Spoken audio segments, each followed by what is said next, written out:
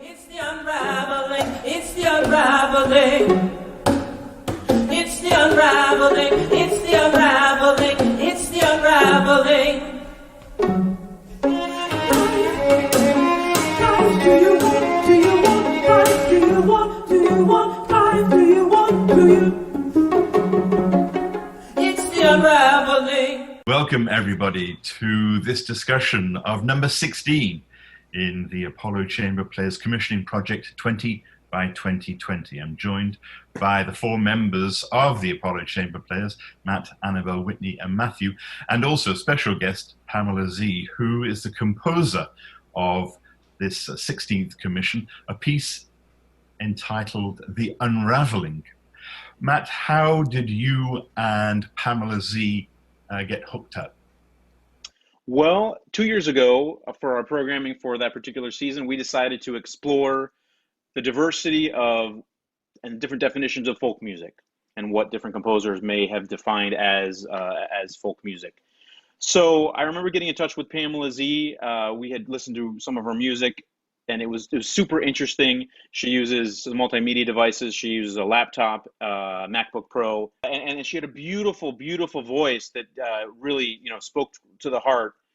So I got in touch with Pamela and kind of gave her a little background on the 20 by 2020 project, and then sort of left it up to her. I remember I gave her a couple of ideas to begin with, but I asked her to write a piece or think about what she would like to write within the confines of how she defines folk music. Well, Pamela, obviously the question is, how do you define folk music? But more importantly, I'd like to start by asking, this is a piece you described for string quartet, voice, and MacBook Pro. Well, I usually just say string quartet, voice, and electronics. And the MacBook Pro is just the instrument on which I'm using the electronics, and I use an application called Max MSP to run those electronics. But it's mainly like live processing on the voice, and I think in one case also on the quartet. So talk about how these disparate elements, how you fuse them together into this piece, The Unraveling. Well, the work that I'm best known for is solo works for my own voice and electronics. And so I tend to do music that's in the genre of sort of contemporary music and experimental music with voice and electronics, and with live processing on my voice and the use of gesture control instruments that I can use to manipulate the processing and various things that are happening in the sound. And so when Matt approached me about making a work for this particular series of Apollos, and he wanted it to focus on folk music, at first I was a little flummoxed because I was trying to think of some kind of a relationship between the work that I usually do and folk music. And then it hit me that what was I thinking? Because in my youth, the very beginnings of my professional career as a musician, concurrent with the time that I was studying classical voice in music school, I was also a singer-songwriter, and I used to be very deeply involved in playing songs that were, partially songs that I composed myself and partially cover tunes by artists who were known in those days as sort of folk artists or folk rock artists. Mm-hmm. And so I thought, well, even though I feel like my work has really moved away from that area, it does have a certain foundation in my early interest in those songs and in those artists and in that music. And so I decided I would make a piece that was sort of an ode to that period. And the period that I'm talking about, the work that was particularly inspiring to me as a young person playing in clubs and writing my own songs, was the work of artists from the 60s and 70s who mm-hmm. were doing everything from what was called protest music to these very thoughtful poet songwriters who were writing really powerful and emotional lyrics and songs that were played on, guitars, piano, banjos, and dulcimers. So I thought, oh, I'll dip back into that, even though it's been decades since I was thinking about that music. And that's kind of the seed where the focus of the Unraveling came from. The first movement is titled Joni, and I am hazarding a guess here that we're talking about Joni Mitchell. We are, and Joni Mitchell was, in my youth, Joni Mitchell was an enormous influence on me. And I used to play, I could play every song from the Blue album. And the other thing that's interesting is that the title of the quartet that I wrote for Apollo, The Unraveling, is taken from a lyric from a Joni Mitchell song off of the Blue album. So that's that is your guess was correct. Well, I know that the members of the ensemble, you have played pieces that have included electronics before. Talk about the experience of performing this piece with Pamela. What was that experience like for you? Well, let me first say that this was our second commission with some sort of electronic element.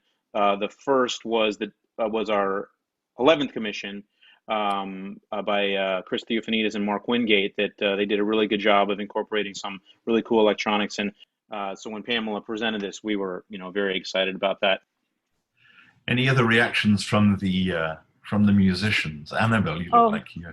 These pieces were the use of the electronics was very different than the one we previously did, in that the electronics are manipulated live as Pamela is performing. So that creates a completely different idea in the use of that electronic component. And so we had also just had a performance with a theremin player not long before Pamela. And weirdly enough, even though they're completely different things, Pamela's voice being manipulated by the electronics, and it kind of reminded us of the theremin rather than just some sort of a recording. It's completely different, but you'll hear that.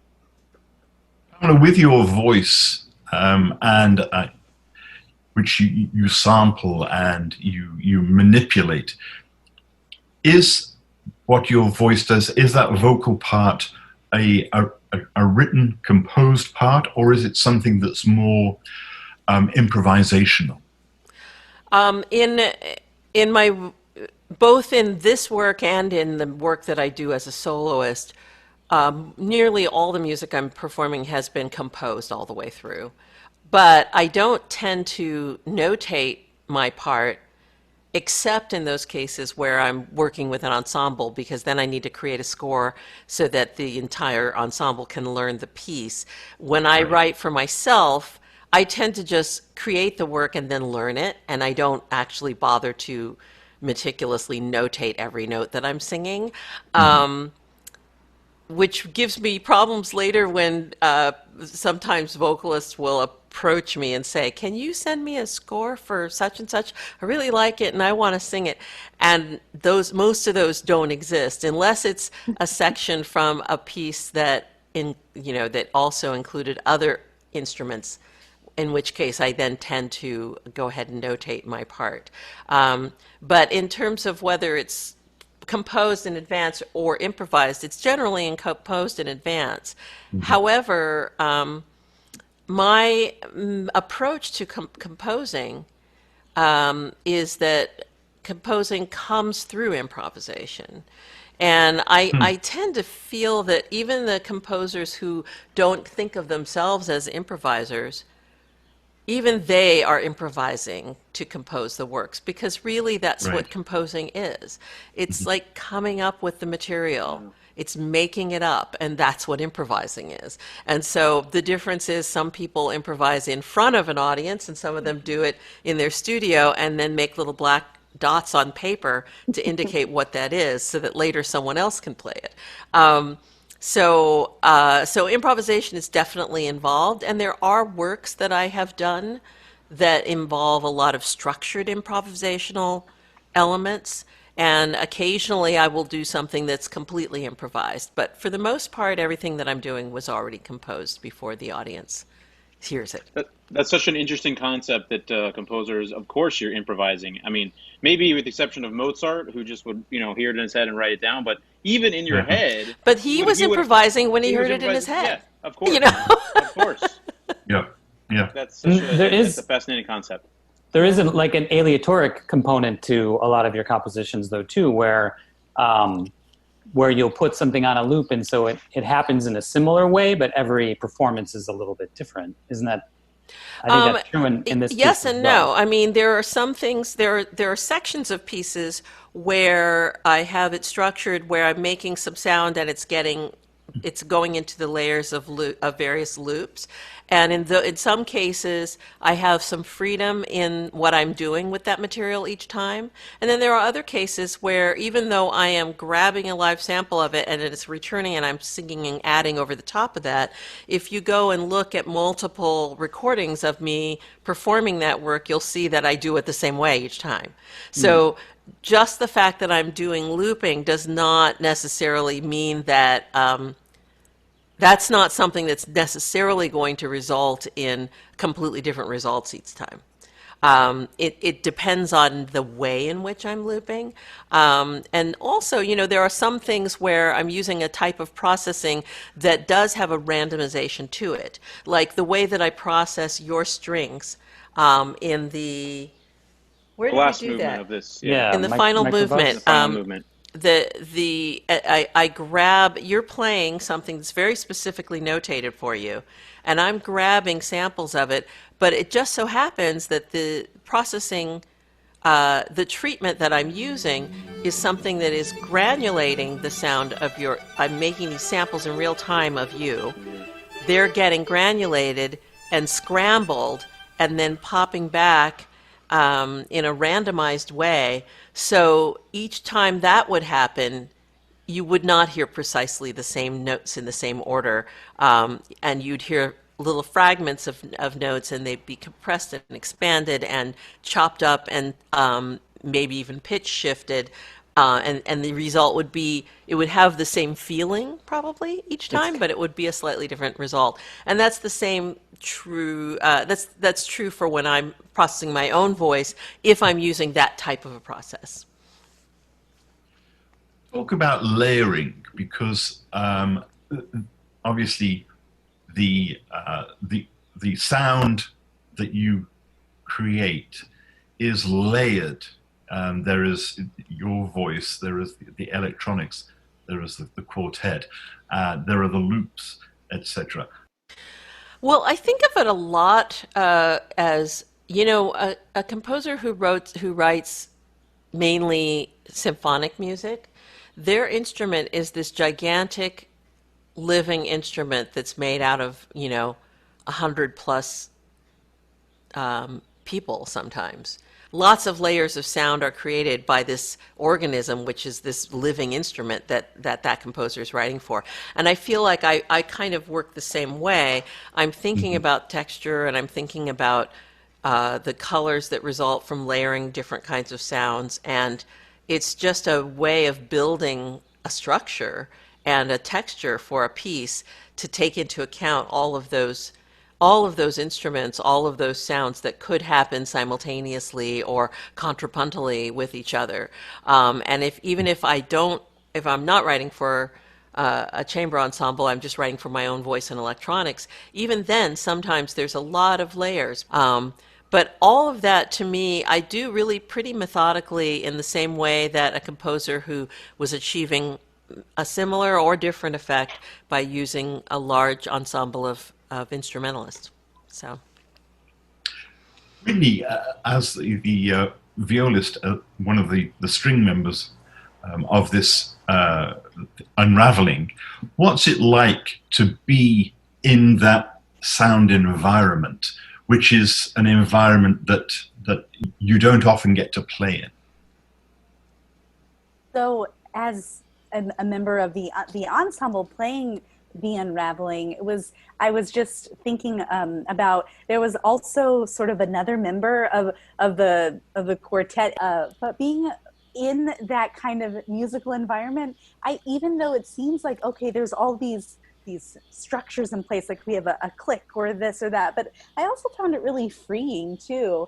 And one of my favorite movements to perform was Travis, because it's so much fun, and I wanted to listen to the voice that was going on at the same time as playing, but I couldn't, because I had to concentrate and make sure that I was counting my part, because it's actually very rhythmically complex and stuff too. So I don't know, it's just fun. And also the last movement, hearing it being processed and granulated, as Pamela said, our own sounds, that's also really cool. So I love the challenge and everything that comes with it, with performing works that have electronic component, for sure. You mentioned some of the movements. Let's talk about the movements. The first movement is Joni. The second movement is titled Lord, I'm One. Then the third movement is Travis. And the final movement is right behind Matt, is Microbus. Give us some context for each of those movements, Pamela. So, well, the first one, the context is pretty obvious. We've talked about it a little before. It's really kind of an ode to Joni Mitchell. But to be more specific, what I did in that movement was I kind of played with this concept of sampling technology. And a lot of people are building pieces by doing sampling. Usually when I do sampling in my work, I'm sampling myself, or sampling found objects, or sampling live musicians who are playing notes that I wrote, or whatever. I rarely would use a sample of somebody else's music, but there are some people who've built like really amazing pieces by chopping up other people's music, making very short samples, and then layering them and looping them and reversing them and doing working all kinds of processes on them to create brand new and interesting things that are informed by whatever they were riffing off of. So I thought it would be fun to do something akin to that, but instead of using digital sampling to take actual samples of Joni Mitchell, I started with that. I started by chopping up one of her songs from the Blue album and building these fragmented, repetitive layers out of bits and pieces of it. And I mostly stuck to the instrumental interludes in between when she's singing. And those were played on the original record by her dulcimer and James Taylor's guitar. And there was a little bit of, there were bongo drums, and one or two other instruments in there, probably a bass and, and so it was a little bit rhythmic, and I just chopped it up and created this very rhythmic structure, as if I was one of those sort of plunderphonics sampling artists.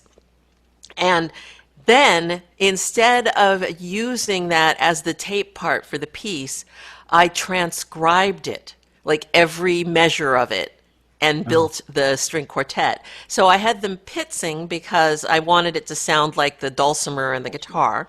But the rhythms are really awkward and peculiar because I didn't do the looping where you just take things, you pick a tempo and then you just work within like 120 beats I didn't like take and make bars from her piece so that it doesn't come off as like measures just lifted out of her piece. Instead, I chopped it in all these kind of odd ways so that you have these rhythmically peculiar juxtapositions of phrases, so that it then creates something that was a little bit challenging for them to play rhythmically.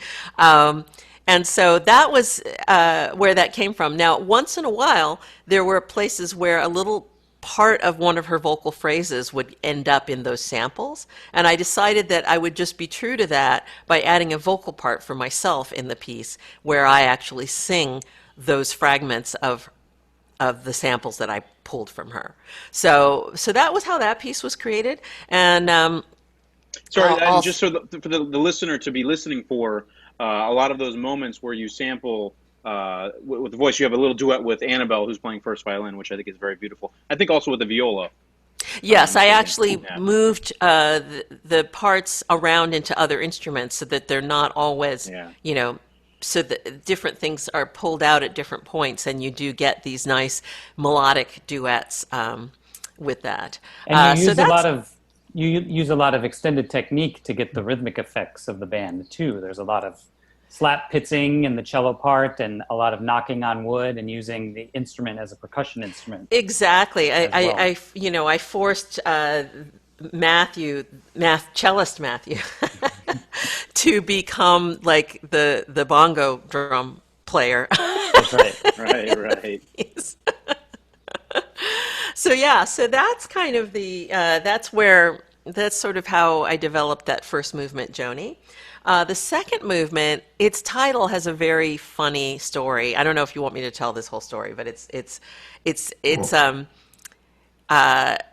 there was a recording of Peter, Paul, and Mary's when I was a child, singing the folk song 500 Miles. And there's a place in one of the verses, or I guess maybe it's right at the beginning of each chorus, where they count the miles up. And they sing, Lord, I'm 1, Lord, I'm 2, Lord, I'm 3, Lord, I'm 4, Lord, I'm 500 miles away from home. And so when I was a kid, for some reason, I just thought it was hilarious to just not stop with the counting. And I would drive my sisters and my parents crazy, because I would sit there and I would just be, Lord, I'm 1, Lord, I'm 2, Lord, I'm 3, Lord, I'm 4, Lord, I'm 5, Lord, I'm 6. I would like try to count all the way up to 500. And on. And So it's a little bit of therapy with this manifestation of that, right? So I was thinking of that when I wrote this movement, Lord, I'm 1, and I decided to just make a play on the counting of the miles, and you never really even get there. You never get to the whole like 500, or even maybe that they're miles that you're counting. And so I built it that way, and it kind of I just like took that strange little notion and ran with it to make that movement. Travis. Yes, who is Travis? Travis refers to, in the folk music tradition, there's a picking style that was very popular with folk music in the 60s and made its way into a lot of rock songs as well. And it's still, rears its head, from time to time. I'll be listening to a song on the radio and I'll be like, that's Travis pick. And it was called the Travis pick. And when you were trying to learn to play guitar, especially back in those days where everyone was playing all of those songs that were famously used that pick, that little picking style, you had to learn the Travis pick. And so many a guitar teacher would go through lessons giving you the instructions of which strings to pluck and in what order in order to do the Travis pick. So for that section of the piece, I decided I would make a little Travis picking lesson out of the movement. So there's a voiceover which just explains how to do the Travis pick, and but then sort of chopped up to the extent that it becomes a little absurd. And then I have the quartet plucking their instruments, trying to learn to do this pick. And so that's what that's what Travis is largely about. And then the final movement, Microbus, that is inspired by that vehicle that you see behind Matt there, which was my favorite car that I've ever owned. And I had that car, that was a 1970 Volkswagen Microbus which I bought from my brother-in-law. I bought it from him, I think, in the early 70s, probably. I mean, the early 80s or the late 70s. And that car, so I loved that car. Those Volkswagens were kind of treacherous vehicles because, especially because I was living in Colorado at that time. And so you got like quite a bit of snowfall and cold weather in the wintertime. And as you can imagine, the heating was not so great in those cars. And also the car, that flat face that you see on the front of that car, if you're driving that vehicle, your knees are within inches of that of that front of the car. Yeah. So it's like, it's a little bit like, hope I don't ever have a front end collision. And then, but they were great cars for hauling around gear. At that time, I used to have to haul around my PA system for playing in clubs, and they were, you could fold down the back seat and you could sleep in that car if you were on a trip or you wanted to take a nap at a rest stop or whatever. And it was also kind of the official car of hippies. Any case, that bus is the vehicle that I used the first time that I drove to San Francisco. And I drove all the way to San Francisco in that bus, and spent a summer sleeping on Fisherman's Wharf, because at that time you could do that, in that bus with all the other street performers, street merchants and street artists and street performers. We used to park like their RVs and vans and things along the wharf at night and sleep, and then in the morning you get up and you work all day, and I would busk on Fisherman's Wharf and play Joni Mitchell songs and play my own songs that I wrote and so on and so forth. And I met some really interesting people there. But so the lyrics, I decided for that final movement of this ode to my folk music years, was this piece, Hippie Bus, or Microbus, the last movement. And in that, I sort of recount stories of driving up and down the coast of California. It was like my first or second time visiting there, in that bus, and being with those people and playing music on the wharf for tips and so on and so forth. So that was sort of the ode, and it's sort of done in this kind of almost like a sentimental sort of ballad or folk song. But then I decided at the very end of that I would pull it all back into the present day by putting my digital processing in there and process the ensemble for the end of that piece. Well, I think the stories behind those movements are fantastic, Pamela. And I think the best thing we can do now is listen to the Unraveling, the 16th of the Apollo Chamber Players 20x2020 commissions. Thank you to the members of the Apollo Chamber Players. And Pamela Z, thank you very much for weaving your stories, layering your stories. We really appreciate it. Thank you. Thank you. Thanks, Pamela.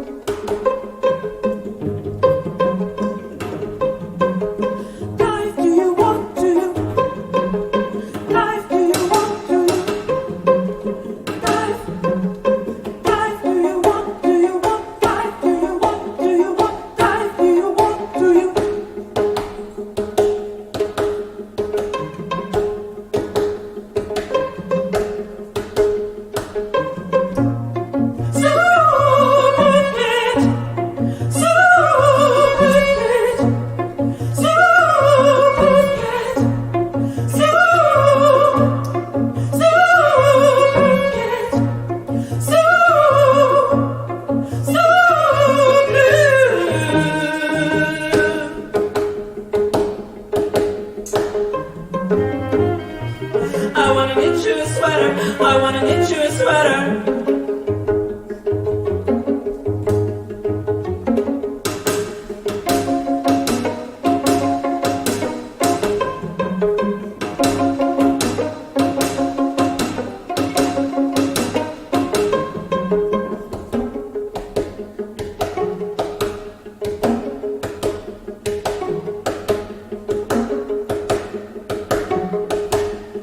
Make you feel, make you feel, make you feel, make you feel how you do.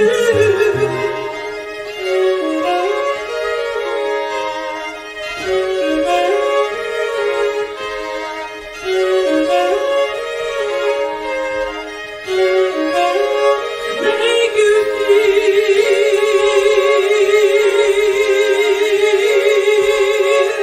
make you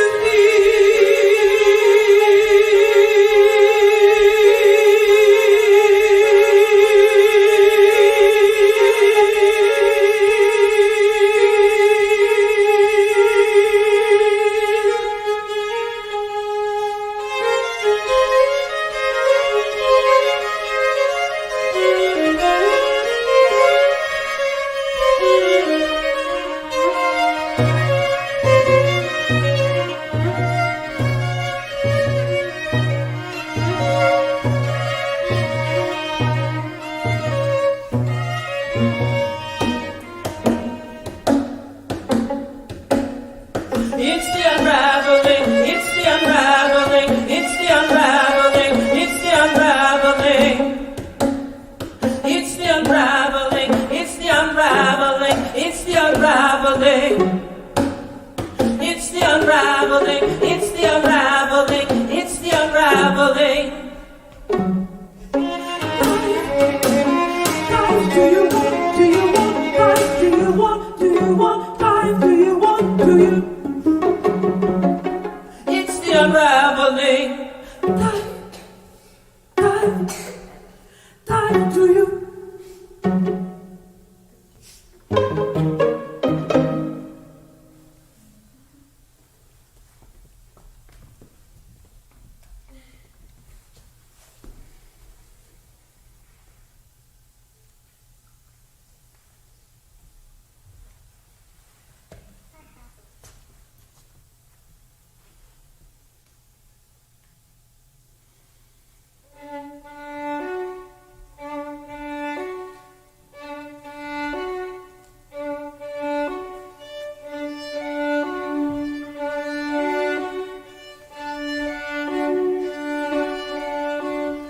Lord, I'm one, Lord, I'm two, Lord, I'm three, Lord, I'm four, Lord, I'm five, Lord, I'm six, Lord, I'm seven, Lord, I'm eight, Lord, I'm nine, Lord, I'm 10, Lord, I'm 11, Lord, I'm 12, Lord, I'm 13.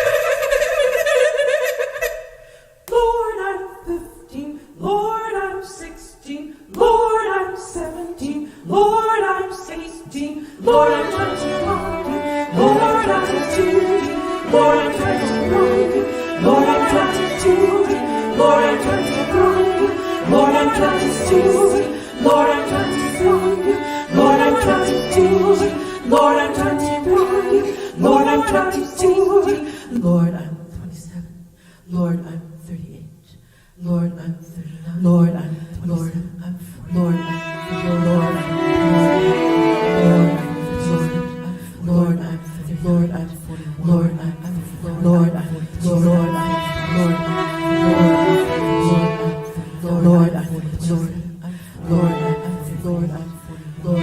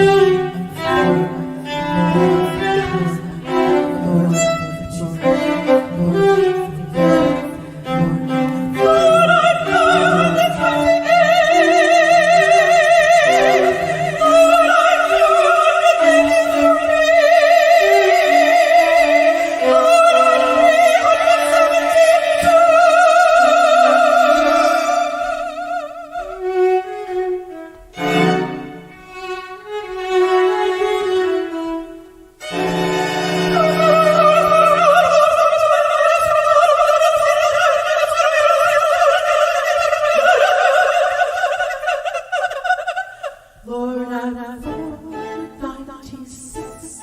Lord, I'm 497. Lord, I'm 498. Lord, I'm 499.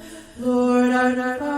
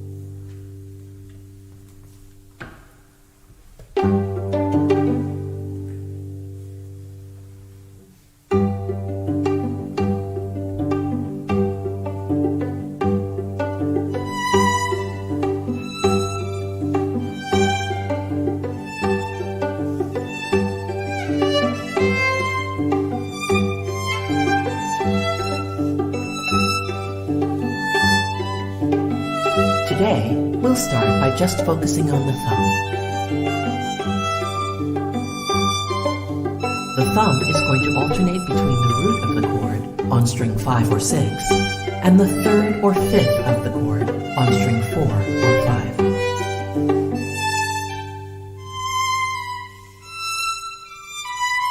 These alternating thumb notes will fall on the beat.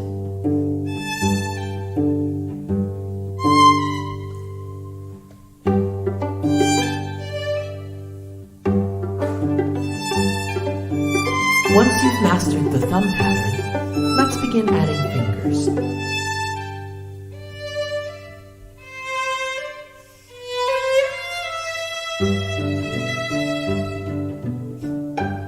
On beat 1, we perform the pinch by picking string 1 with your 2nd or middle finger, while picking the root of the chord with your thumb.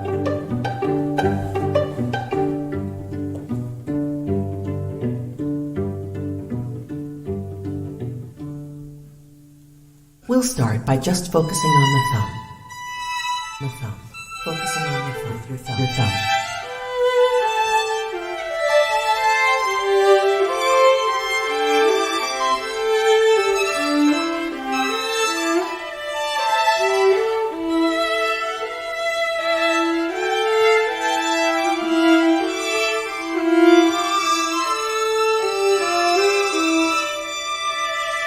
The pinch.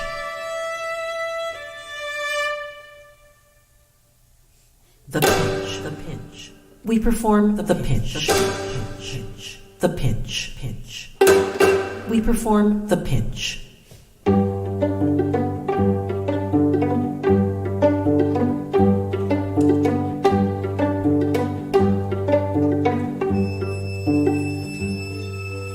Remember, we keep the nails on the left hand trimmed, but it's perfectly acceptable to grow them long on the right hand.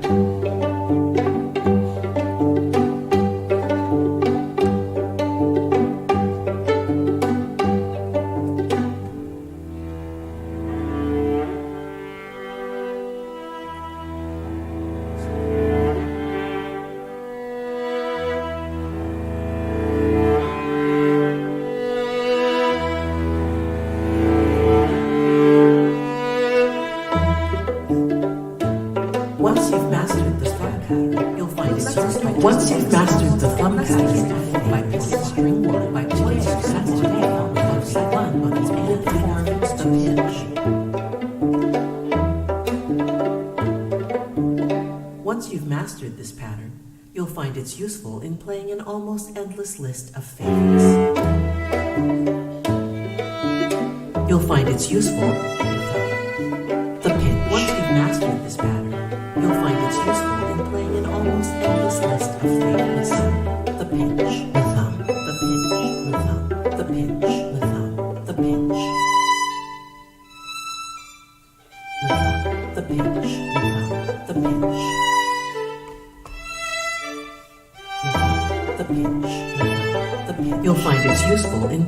almost endless list of favorites. Endless list of favorites. The pitch, the pitch. Blackbird, the box, Danny's song, Dear Prudence. Don't think twice, it's alright. Dust in the wind, 4 and 20. Freight train, guaranteed. Helplessly hoping, I walk the line. Just breathe. Callous, landslide, leader of the band. Little black submarines. Puff, the magic dragon.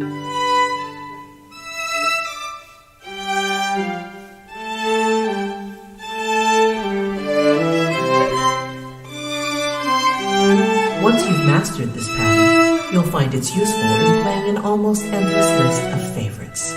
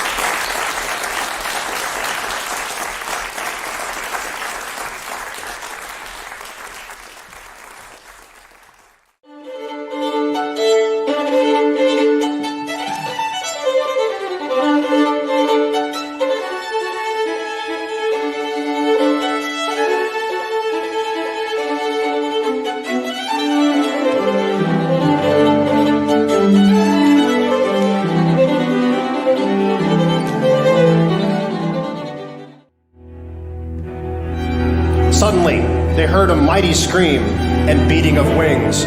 Raven flew in and soared over them. Caw, caw. I'll teach you a lesson now. He soared. Dive, do you want, do you? Dive, dive, do you want, do you want? Dive, do you want, do you want? Dive, do you want, do you?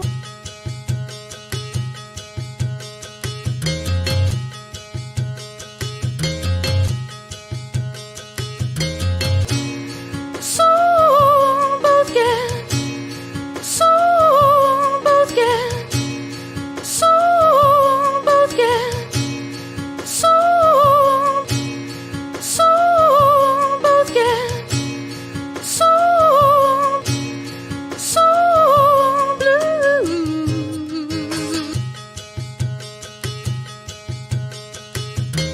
On a knit you sweater, on a knit you sweater, on a knit you sweater.